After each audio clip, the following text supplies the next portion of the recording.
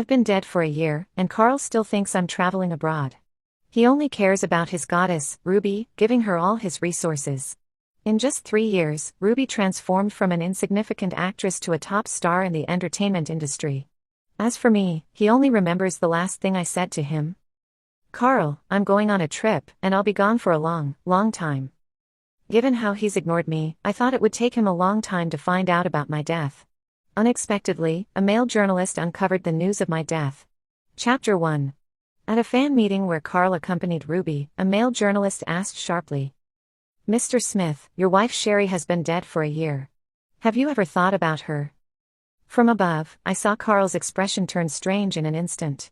"What did you say?" His tone was intimidating. I said, "Your wife has been dead for a year." Carl interrupted him, his face darkening. "Where did you hear that? When did Sherry die?" The journalist was stunned. "Mr. Smith, don't you know your wife died of a heart attack?" The entire audience was shocked. Yes, except for my closest family, no one knew I had died a year ago. Ruby's manager stepped forward. "Everyone, please stay on topic. Today is Miss Ruby's fan meeting." I saw Carl quickly step off the stage and walk to Eden, his assistant. Phone. "He's going to call me." Chapter 2. I floated over immediately and saw him frantically searching his contacts. Unfortunately, he couldn't find my number because he had blocked and deleted me. He tried to search my name in the search bar. "Sherry." Nothing. His fingers trembled as he typed in "crazy woman." Still nothing. I only found out then that he had saved my contact as "crazy woman." Eden, his assistant, retrieved my number from her phone and handed it over. "President Carl, this is Madam's phone number." He took it and immediately dialed, "But I'm dead, and the number has long been cancelled and reassigned." "Sherry." He sounded desperate. But the person who answered wasn't me. She kindly informed him that she bought the number 6 months ago, and the previous owner had cancelled it. I saw his hand trembling as he held the phone. Chapter 3. I floated around him, sighing. What's wrong with him? Could he be so sad that he's happy? I'm really dead, just like he once told me. Humph, Sherry, don't worry. If you really died, I wouldn't be sad because I'd finally be free. A reporter pushed past security and rushed inside. "Mr. Smith, as Sherry's husband, is this really the first time you're hearing about her passing? Why is that? Does it mean that you two had no feelings for each other and didn't even know about the other's death? There have been rumors that the person you love most is actually our top star, Ruby. Is that true?" The journalists were shocked to hear about the death of the president's wife from Smith Group. But the male journalist produced my death certificate and a photo of my tombstone at Peaceful Garden. They had no choice but to believe the news of the death of the Smith Group president's wife, the daughter of the Jones family. Chapter 4. Carl left the press conference early, escorted by bodyguards. He's going to the Jones house? I floated behind his car. When he arrived, the Jones house's gates were tightly closed. I easily floated inside, but he was stopped outside. He wants to ask my parents to confirm that I'm really dead? He rang the doorbell, and Aunt Alice came out, glanced at him, then went back inside with a dark expression. I knew Aunt Alice hated him. She had seen Carl leave me while I had a fever to answer Ruby's call. I quickly floated to the inner room and saw her reporting to my dad, "Carl is here, outside the gate." As expected, my dad refused to open the door or acknowledge Carl, not even caring why he came. I sat on the sofa for a while, my dad still wearing a grim expression as he read his newspaper. Chapter 5. When I got bored, I floated back outside to check if Carl had left. Under the scorching sun, he stood rigid, still not leaving. Huh? Since when could he withstand the heat like this? Why isn't he leaving? Eden, his assistant, took a call and walked over to Carl. "President Carl, I've confirmed it. Madam indeed died of a heart attack a year ago and was buried in Peaceful Garden. The Jones family handled it, keeping it private and hidden from the public." Carl covered his face. "She told me she was going abroad for a long, long time. I remember every word she said." Eden paused before speaking. "There's no record of Madam going abroad. Maybe that was just an excuse. Perhaps she knew she didn't have much time left, or maybe she loved you too much. While you were with Ruby. I don't know why, but she chose to leave this world quietly." Carl stood outside the Jones house until nightfall, and I floated with him the entire time. Chapter 6. No one from the mansion came out to see Carl. President Carl, shall we keep waiting? Let's go home. Carl turned around and got in the car. I followed and sat beside him. But I'm a ghost, he can't see me. Eden turned back to confirm, President Carl, did you just say home? Do you mean Sherry and Carl's Haven? I was surprised, Sherry and Carl's Haven? Sherry and Carl's Haven is our marital home, named by me. But since our wedding, I lived there alone, as Carl rarely returned, mostly staying in hotels. Buzz, buzz. Carl's phone rang. I leaned over to see it was Ruby calling. He pinched the bridge of his nose and answered the call. Ruby's concern came first. Carl, aren't you staying at the hotel tonight? You should rest early, I'm still busy. Is it true about Sherry's death? You should rest now. Where will you stay tonight? I can come over and keep you company. Ruby softened her tone. No need, I'm hanging up. Carl ended the call, and I stared at him, stunned. This seemed to be the first time I saw Carl hang up on Ruby. I remembered the day I had a fever, and Carl rarely stayed home to take care of me. That day, I was in so much pain, but my heart felt happy. However, midway through, Ruby called, crying and wailing. Carl, I'm lost, and someone is following me.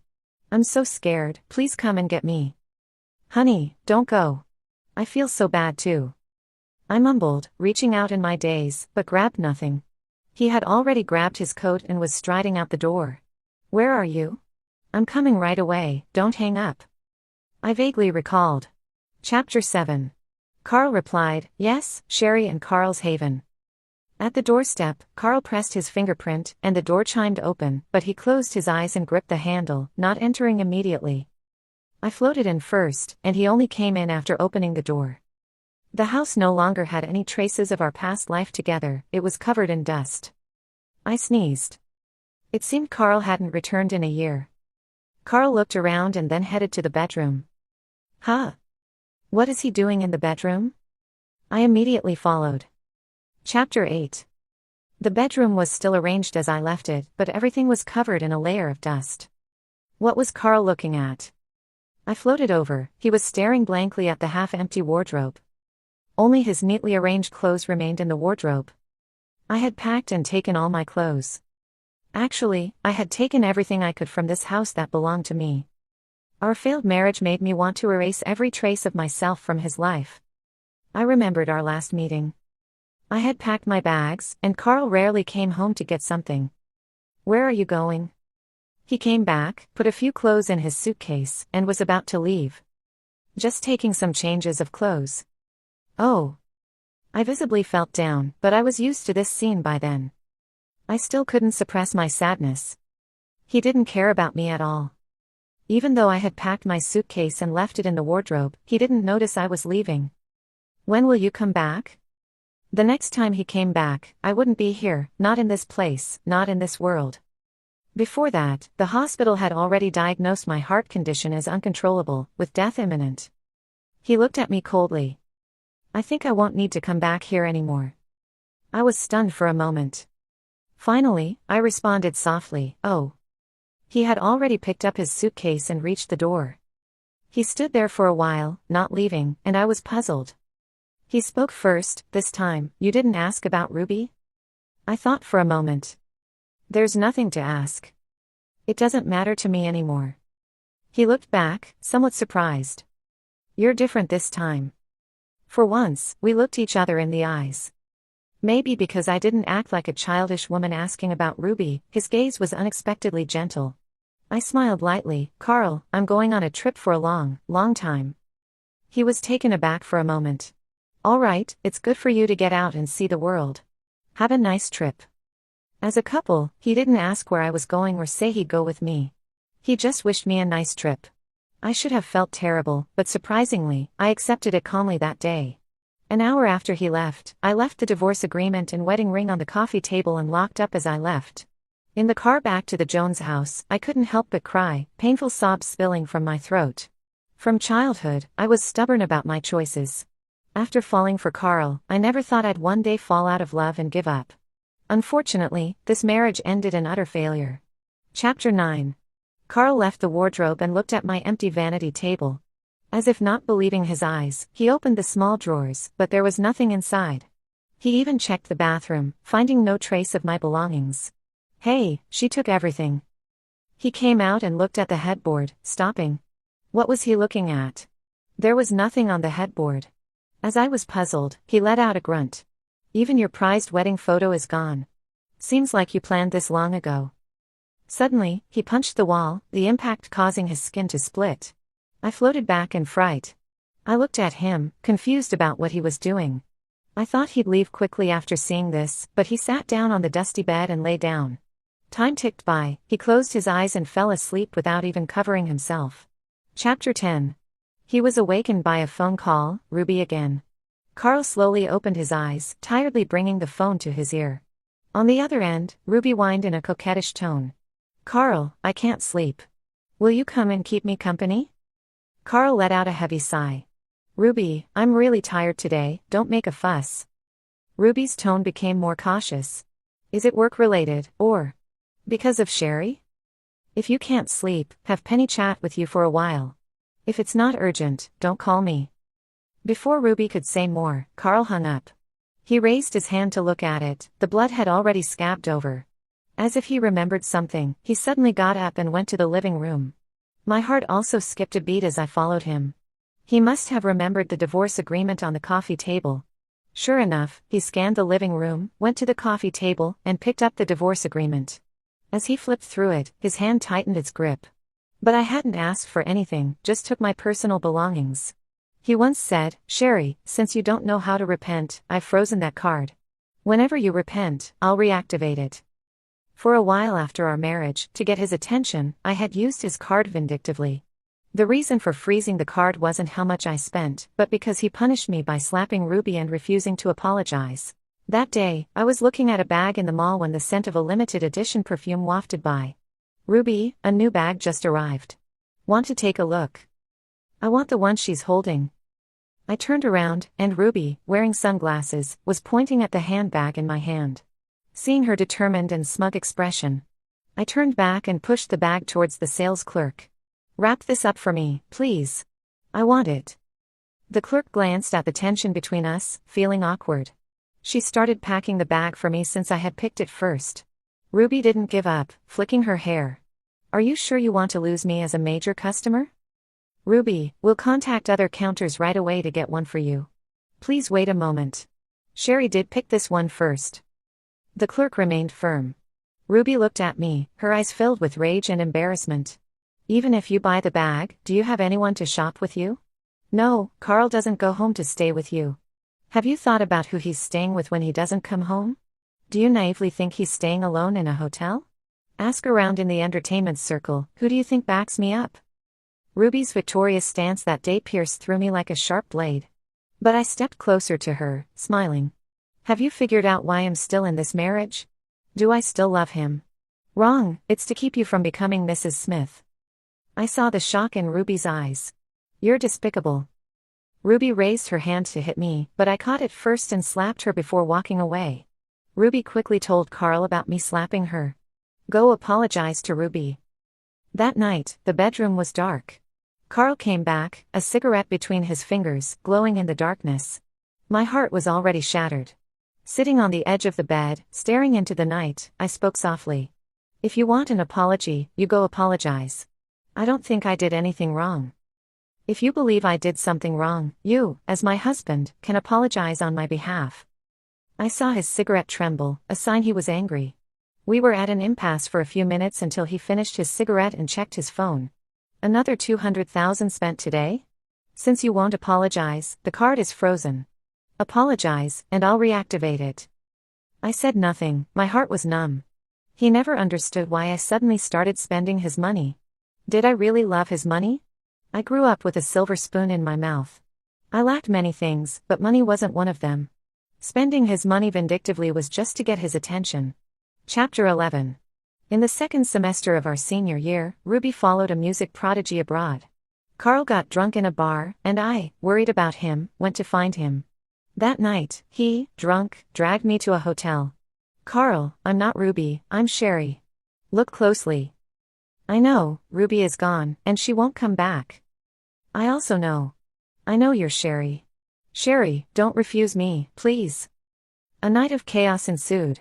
The next day, he saw the stain on the sheets and held my trembling body. Believe me, I'll take responsibility. We'll get married after graduation. I gradually calmed down, sniffed, and smiled up at him. All right, then I want to be the most beautiful bride. Carl could sense my crush on him. He flicked my forehead gently. Fool. 3 months later, I finally had my wedding. With our families being well matched, the preparations went smoothly. The wedding was warm and heartfelt. But the warmth didn't last long. A month later, Ruby broke up with the music prodigy and returned home. Ruby, dragging a suitcase, stood alone at the door of Sherry and Carl's haven. Carl, I'm back. Ruby threw herself into Carl's arms, crying, and Carl, stunned, didn't push her away. It turned out the music prodigy had gotten addicted to drugs abroad, his personality changed, his life became chaotic, and he even got a local girlfriend. Ruby was cheated on. Chapter 12. Carl put down the divorce agreement and looked at the velvet box on the coffee table. He opened it, and his eyes flashed with surprise. Inside were our wedding rings, tightly clenched in his trembling hand. Eden, the assistant, came in with lunch and saw this scene, approaching cautiously. President Carl. Look into that male reporter. I was also curious about the male reporter's background. How did he know about my death unless he investigated it specifically? By midnight, Eden had found out. The reporter is Bill's cousin. That's right. Hearing Bill's name, I was surprised too. He was Carl's business competitor. It all made sense now. Bill, Carl's business rival, had his cousin release news of my death, causing Smith's company stock to plummet. Actually, there's a little-known fact, Bill and I were high school classmates, and I once rode my bike to take him to the hospital. He had been beaten up by a group, and his eyes were swollen shut. That day, on a whim, I decided to ride my newly learned bike home and stumbled upon the beating. Stepping in to help, I shouted, I've already called the police. The men who were beating him quickly fled. I took him to the hospital. While going downhill, my lack of skill caused us to fall. But it has been 7 or 8 years now, so he should have forgotten. Chapter 13. At the business association meeting in Haishi, Carl and Bill encountered each other. Carl was in a low mood today, drinking alone the entire time. Given his status, others saw his displeasure and didn't dare approach him. Finally, Bill, holding a glass of wine, walked over. President Carl, drinking alone? In stark contrast to Carl's low spirits, Bill was in a great mood. Let me guess, why is President Carl in a bad mood? Is it because your wife has been dead for a year and you, as her husband, only just found out, feeling very embarrassed? Carl tightened his grip on the wine glass and glanced at him. If you have something to say, spit it out and stop trying to get attention from me. Looks like my guess wasn't accurate. There can only be one other reason, right? Carl's murderous glare was already on Bill. Unfortunately, Bill had no intention of leaving sensibly. Is it that our President Carl has belatedly realized that the person he loves most is still his wife? After all, compared to the real Sherry, that actress Ruby is nothing. I looked at Bill in disbelief. Carl's eyes glinted coldly. It seems your company has been too comfortable recently, with some people having too much free time. Carl beckoned. Assistant Eden, Smith Company will also bid for the Longshan Wharf project. Bill's expression changed. That prime piece of the wharf, once Smith Company was involved, would be much harder for him to acquire. Chapter 14. After the business association meeting ended, Carl walked out with a dark expression. President Carl, we've found out that Sherry's father is unwell, which is why he didn't attend the meeting. Keep trying to schedule a meeting with him at any time. Buzz buzz buzz. Carl's phone rang again. It was Ruby calling. Carl, where are you? I'm feeling so awful. Ruby's voice on the other end sounded very weak. What happened to you? Ruby's manager took the phone. President Carl, could you come over? Ruby fainted in the middle of filming today and hasn't eaten since waking up. If this continues, her health will collapse. I saw Carl's brow furrow. I'm on my way. Just as when I was alive, Ruby either refused to eat or claimed to be scared alone, and Carl would go to her. Carl soon arrived at Ruby's place. Ruby rushed into his arms. You finally came. I missed you so much. Thankfully, I was already dead, without emotions. Otherwise, this scene would still hurt. I floated around Ruby's villa, and when I returned, I found Carl had already pushed Ruby away. The atmosphere between them was still very cold. I've told you, I can help you establish yourself in the entertainment industry, but we are impossible. Ruby was shocked. Even with Sherry dead, we are still impossible. You clearly love me, and Sherry's death is just fate helping us be together. The moment you went abroad, my feelings for you died. You know that the past 3 years I've helped you because of the kidnapping you suffered. I felt guilty, but I've made up for it over these 3 years. Their conversation surprised me. The last time was my final appearance at your events. From now on, you walk your path alone. Ruby suddenly became very emotional. Don't forget, Sherry nearly killed me. The damage she caused me was immense. Carl's back stiffened for a moment, his fists clenched tightly. Chapter 15. Just then, Carl received a call from Assistant Eden. President Carl, the person has been brought to the company garage. I'm on my way. Who did they capture? I followed them upstairs. On the way, I found myself lost in thought. The crimes Ruby accused me of, I never committed. It's a pity Carl didn't believe me. Shortly after Ruby returned home, she was kidnapped, stripped, and had her photos taken. I will never forget the night Carl returned in a rage, drenched. He grabbed me. Sherry, how could you be so excessive? I promised you that even with Ruby back, we wouldn't divorce, yet you insist on driving her away. I was bewildered. I knew Ruby had been kidnapped because it was in the news. But I never thought Carl would suspect me. It all seemed aimed at me. The day before Ruby was kidnapped, we had a heated argument, which Ruby recorded. In the recording, I said harsh words, warning Ruby to stay away from Carl. If a third person were present, they would know that Ruby intentionally provoked me. The original conversation was, Sherry, can we have a proper talk? Initially, her tone was very humble. I was very cold. I never imagined she had a recording device in her bag. No need. We have nothing to talk about. How could we not? We both love Carl, but you got him, and I lost him. I'm so envious of you. If I hadn't gone abroad, I wouldn't have lost him. If you want to complain, you're talking to the wrong person. Ruby's tone changed, showing her true colors as she grabbed my arm to stop me from leaving. Sherry, I heard that the night I went abroad, you pretended to be me and tricked Carl into sleeping with you, then made him take responsibility. How disgusting are you? Watch your mouth. The truly disgusting person is you. You got dumped and then came back to cozy up to Carl. I'm warning you, stay away from Carl. If you ruin my marriage, I won't let you off. Humph, big words. Won't let me off. Do you believe Carl will always stand by me? The recording device didn't capture Ruby calling me disgusting or her final provocation. After Ruby was rescued, she acted like a wounded little rabbit, curling up in bed. Her manager played that recording.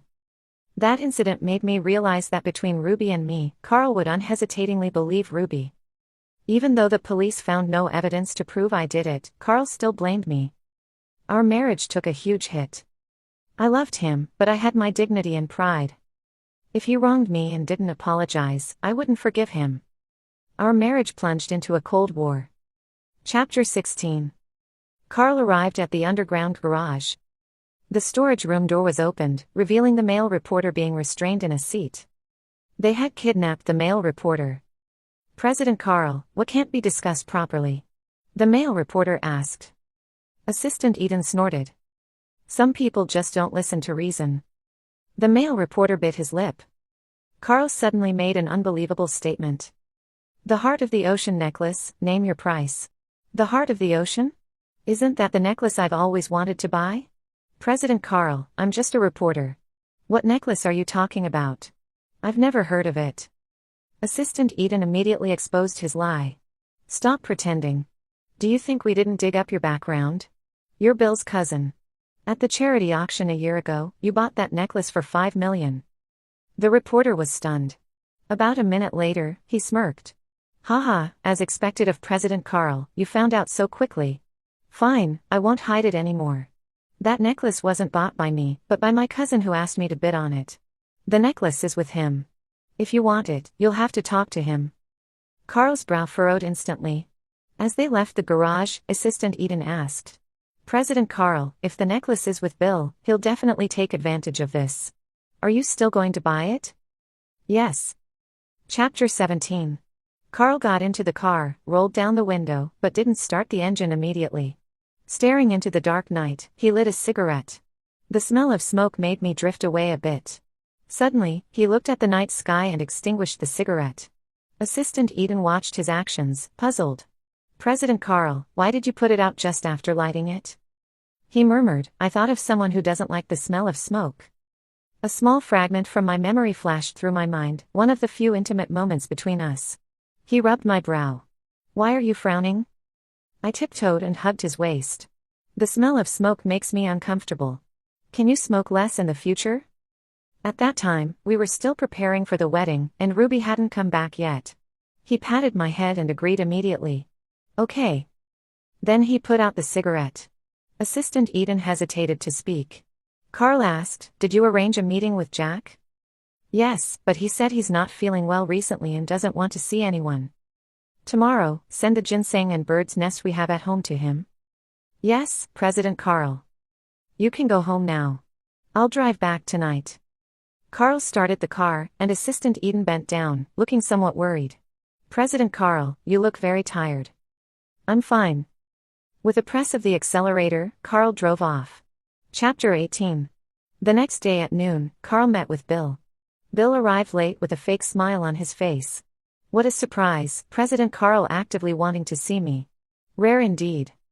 Carl spoke coldly, straight to the point. "I want to buy the heart of the ocean."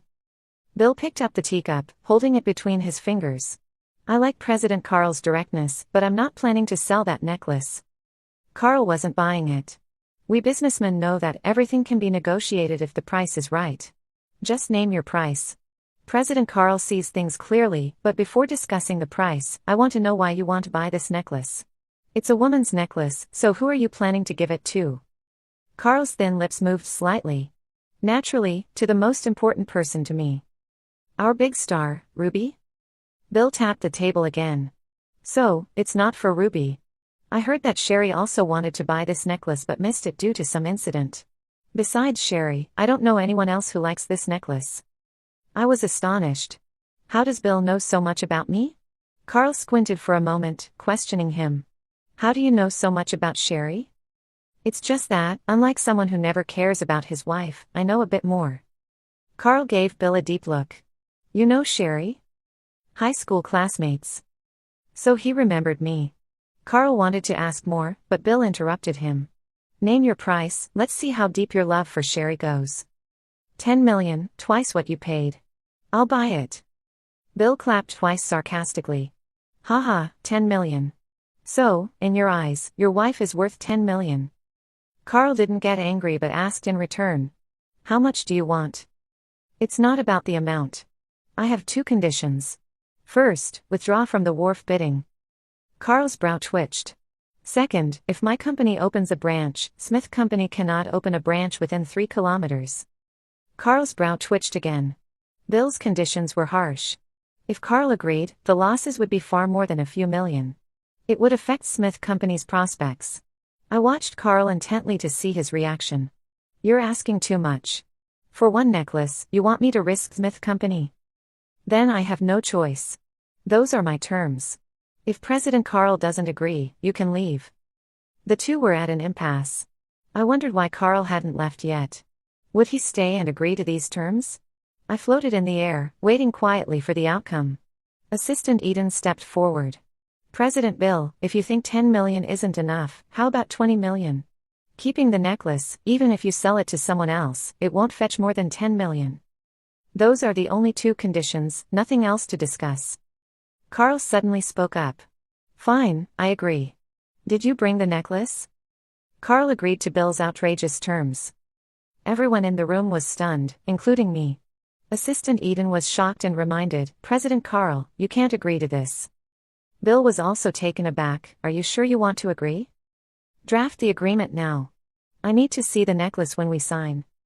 Bill's expression suddenly turned sour, even a bit regretful. He didn't want to sell the necklace. Is it really worth it for a necklace? I know whether it's worth it or not.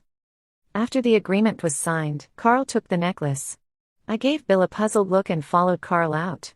From behind, Bill's voice called out. One last question, is this necklace for Sherry? I stopped too, curious about this question. Was it really for me? It seemed impossible. I thought Carl wouldn't answer. But Carl did. You already know the answer. My ethereal body wavered slightly. After my death, Carl gambled Smith Company's future to buy a necklace for me. Chapter 19. I floated after Carl and saw my dad enter the hospital across the road. My dad had always had liver problems, and I became very worried, floating into the hospital.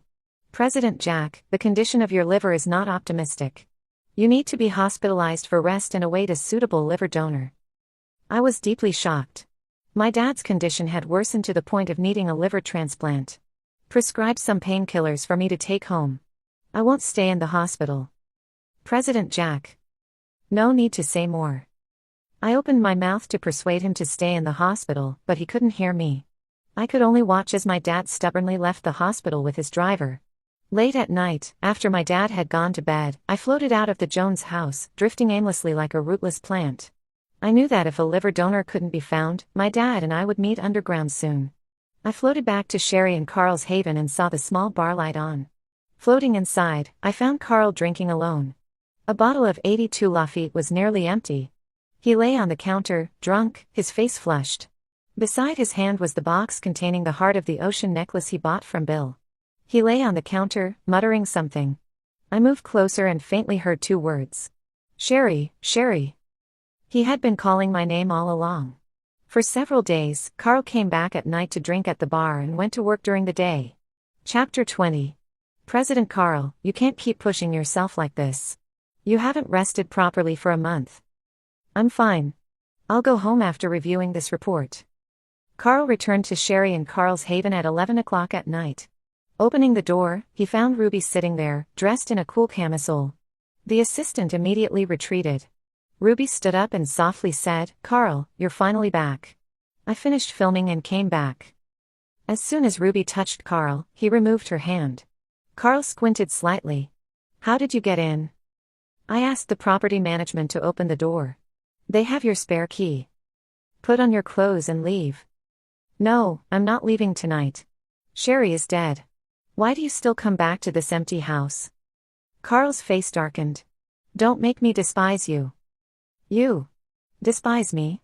I'm not leaving. I will be the mistress of this house from now on. Who was Sherry anyway? If she hadn't shamelessly climbed into your bed, would you have married her? You clearly have feelings for me. And what about you? A good horse doesn't go back to the same pasture. What makes you think I'd want you back? Assistant Eden, escort her out. Assistant Eden entered, picked up Ruby's handbag, and handed it to her. Let's go, Ruby. I said, I'm not leaving. Ruby slapped her hand down, knocking the handbag to the floor.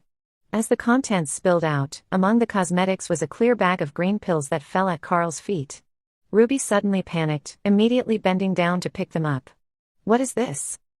Carl picked up the small bag before she could, glaring at her. Ruby snatched it back and hid it behind her. Nothing, it's nothing. Carl stared at her. Ruby's eyes darted around, avoiding Carl's gaze. I have a new drama premiere tomorrow morning. I'll leave now. The determined Ruby quickly fled. Assistant Eden regained his composure. President Carl, those pills are illegal substances. Why would Ruby have them? Carl called Ruby. Quit now if you don't want to die. Ruby still wouldn't admit it. Quit what? Those are just regular pills, Carl. You're overthinking it. Fine, you've made your choice. I hope you're ready to face the consequences. Chapter 21. Carl's requests to meet my dad were all refused. The gifts he sent were all thrown out. It was at a business banquet that my dad attended where Carl finally saw him. In the lounge, my dad was resting with his eyes closed. Carl entered, and my dad sensed it. President Carl, what do you want? Dad. Who's your dad? Don't call me that, President Carl. I can't afford it. I know you don't want to see me, but I sincerely wanted to meet you. Humph. You must be wondering why you weren't informed of Sherry's passing. You want to say that as her husband, you had the right to know. We shouldn't have kept it from you. Because I have no right to ask. My dad opened his eyes, stunned for a moment. Carl's response surprised him. My dad was still waiting for Carl to say, "Yes, you should have informed me about Sherry's death," so he could harshly criticize Carl, asking who gave him the right to be informed. "Dad, I want Sherry's last video recording. Can I get a copy?" How did he know about the recordings of my final days? But I refused to let Carl have a copy of the video. He had wronged me in life, there was no need to bother me in death. My dad was also puzzled. "How did you know about this recording?" "I found the nurse who was taking care of Sherry. She said you took the video. There was a camera in the hospital room where I stayed, recording my last moments." "Humph, give it to you? So you can laugh at Sherry, who loved you deeply, but ended up dying miserably." Carl's eyes were full of sincerity. I got closer and saw it didn't seem fake. "No, whether you believe it or not, I want this video because I miss her so much." My dad laughed angrily. "What a joke. You miss Sherry? That's the biggest joke I've heard in my life. I'll give you the video. Watch carefully how your wife, while you were entangled with Ruby, curled up in pain on her hospital bed, enduring the torment." I didn't expect my dad to agree to Carl's request. He shouldn't have agreed. I wanted to stop it, but I couldn't. "President Jack, are you going back now? Your body can't take it, and who knows when the hospital will find a matching liver?" At the door, Carl turned his head. Chapter 22. One day, the police department of the Geelong district in Haishi arrested a suspect. Carl received a call from the police early in the morning. After hearing the news, his face turned pale, and the glass he was holding shattered in his hand, blood covering the shards. The assistant was frightened. "President Carl, what did they say on the phone?" The next day, a trending topic exploded in the entertainment industry. Ruby had been arrested for drug use, and the police announcement confirmed the news. Within a day, all of Ruby's works were taken offline, and her personal image collapsed, causing a huge stir. Ruby's agent went to Carl. "President Carl, please help Ruby this time. If you don't help her, she's finished." Carl stood by the floor-to-ceiling window, dark clouds gathering outside. Carl didn't turn around. "You came at the right time. Accompany me to see someone first." "Are they here?" "They're at the door, President Carl." "I'll bring them in." Ruby's agent suddenly felt uneasy. "See? Who?" Soon, two police officers in black uniforms entered. "Hello, President Carl. We are officers from the 3rd District Police Department. We are here regarding the Ruby kidnapping case from 3 years ago. We once suspected your wife Sherry was the mastermind. 3 days ago, we arrested the kidnapper, who confessed that it was Ruby's agent who hired him and deliberately led the investigation to your wife. It was extremely malicious." Carl's sharp gaze shot toward Penny. "What do you have to say?" Penny's face had changed long ago. She didn't expect that seeking Carl's help for Ruby would get herself involved. The two officers already had Penny in custody. "Penny, you can't explain it here. Come with us to the police station. We'll have a good talk." Penny's legs had gone weak. Ruby was the mastermind. I just helped her find someone. "Officers, you must investigate clearly." Chapter 23. I floated all the way to Anne Garden, ready to lie back in my tombstone for a rest. From a distance, I saw a man sleeping in front of my grave. Who got drunk and ended up in the cemetery? I floated closer and found it was Carl. He had fallen asleep holding my tombstone, with 2 velvet boxes placed before it. I recognized one as my wedding ring box and the other as the Heart of the Ocean jewelry box. I stared at him in amazement. Was he refusing to take back the wedding ring, insisting that I wear it even in death? And looking at the Heart of the Ocean box, he made such a huge loss just to get me the necklace I liked. If all this had happened while I was alive, no one would doubt his love for me. I lay in my tombstone for a night, and when I woke up, Carl hadn't left. I saw him bend down and kiss the name on my tombstone. "Sherry, I'm going to work. I'll come back to accompany you tonight." For several days, I floated back to rest at night, and Carl slept by my tombstone. Chapter 24. 3 months later, my dad's liver condition worsened, and he was rushed to the hospital. I was worried. Floating above, the only thing I could do was pray they found a suitable liver donor in time for my dad to have a transplant. My dad stayed in the hospital for a month, and I floated around the hospital for a month. Finally, we received good news that a matching liver had been found, and the surgery was scheduled for next week. We were overjoyed. Doctor, is the kind donor in the hospital? If so, Kevin, take me to personally thank them. The attending doctor shook his head. President Jack, I'm sorry, but the donor requested to remain anonymous. We can't tell you who they are.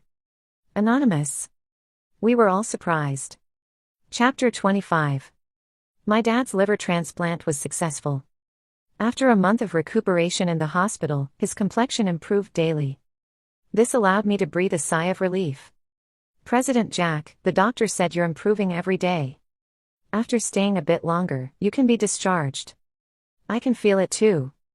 Kevin, today for lunch, no more porridge. I need rice.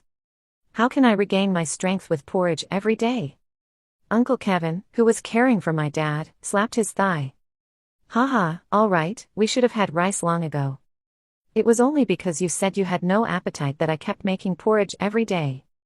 In the ward, my dad's laughter gradually increased. I was deeply gratified.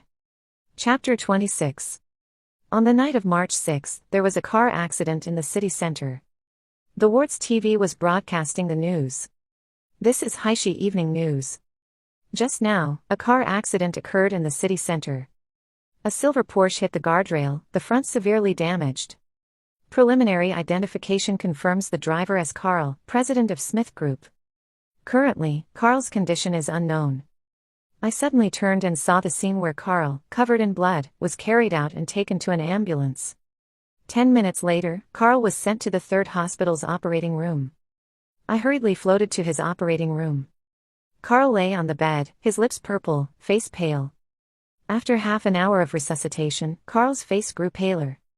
The chief surgeon looked up at his colleagues in the room. The patient is not going to make it. 3 months ago, he had a liver transplant, removing most of his liver for donation. The previous liver transplant was not good, the incision got infected, and now with this car accident, there's severe internal bleeding. Vice Chief Surgeon looked at the red beeping instrument beside him. The patient's will to live is very weak. Or rather, he has given up on surviving. Liver transplant, Carl had a liver transplant. No wonder there were over 200 stitches on his lower and side waist. Carl had a liver transplant, and someone anonymously donated a portion of their liver to my dad. Putting 2 and 2 together, I suddenly understood. It turns out that the anonymous donor who gave part of their liver to my dad was Carl. Not good, the patient's breathing is getting weaker. His lips are moving, is he trying to say something? The chief surgeon and I leaned closer to Carl's lips. Sherry. Honey. The chief surgeon raised his head in shock. He's saying his wife's name. But his wife has already passed away. He's still speaking. The chief surgeon immediately bent down again to listen. Director Jeff, what did he say? The chief surgeon looked at everyone, shook his head, and walked out of the operating room. Meanwhile, Carl's heart stopped beating. The chief surgeon stopped at the door. His last words were, "Honey, I'm coming to join you." Chapter 27. Bill's perspective. In high school, I was always doing my own thing, cool and aloof. Until one summer in senior year, 4 thugs surrounded me on my way home. One of them I recognized. On the school's basketball court, he had been all sneaky moves, but I still beat him like a dog. He couldn't accept the loss and gritted his teeth, saying, "Kid, wait for me." I flipped him off and walked away. That weekend, after leaving my best friend's place where we had been gaming, this jerk brought 3 street thugs and waited at the alley entrance. The tallest guy threw away his cigarette, picked up an iron rod from behind him, and said, "Kid, you bullied my brother at school?" I had to pass through the alley to get out. It looked like a fight was inevitable. I threw my backpack down, and as the guy swung the rod at me, I rushed in with a flying kick. In the end, I was caught by a 300-pound fatty and beaten black and blue. Only then did the jerk stand in front of me, sneering sinisterly. "Painful, huh? Kneel and kowtow to me, and I'll let you go." I spat, "In your dreams." As soon as I said it, I got punched in the face. Through my squinted eyes, I saw a girl at the alley entrance. Clearly, she was scared by the scene. Sure enough, she rode her bike away quickly, but surprisingly, she came back within seconds with a cell phone in hand. I just called the police. "Let him go." One of the thugs, gritting his teeth, grabbed a long stick and went to her. "You damn busybody, looking to die." Her face turned white with fear, but luckily, the sound of police sirens made the thugs flee. I lay on the ground, panting, feeling like my organs had shifted, and one eye was so swollen it was just a slit. She came over, squatted down, and looked at me. "I'll call an ambulance to take you to the hospital." "No need, it's not that serious." She was puzzled. "Not that serious? Anyway, don't call an ambulance. If I have to go, I'll go to the hospital myself. I never liked making a fuss. Then I'll give you a ride." She obediently didn't call an ambulance but instead brought her bike over, offering to take me to the hospital. Watching her unfamiliar riding skills, I wondered if she could manage. I suddenly found it amusing. "All right." She helped me up, then took out a fragrant tissue to wipe the blood from my mouth. I stared into her watery eyes, my mind blank. I knew she was from our school because she wore our ugly uniform, which, on her, looked surprisingly good. Maybe it was just because she was naturally pretty with her fair skin and straight nose. "Hold on tight." After wiping my mouth, she got on the bike and motioned for me to sit. I sat, and she struggled to start. It was clear she was trying hard to keep the bike steady. "You can go slower, no rush." She admitted, "I didn't actually call the police. I was afraid they'd come back. My phone is dead." "Oh. Weren't you scared they'd beat you too? Anyone else would have stayed away." "Yes, but I still had to come back.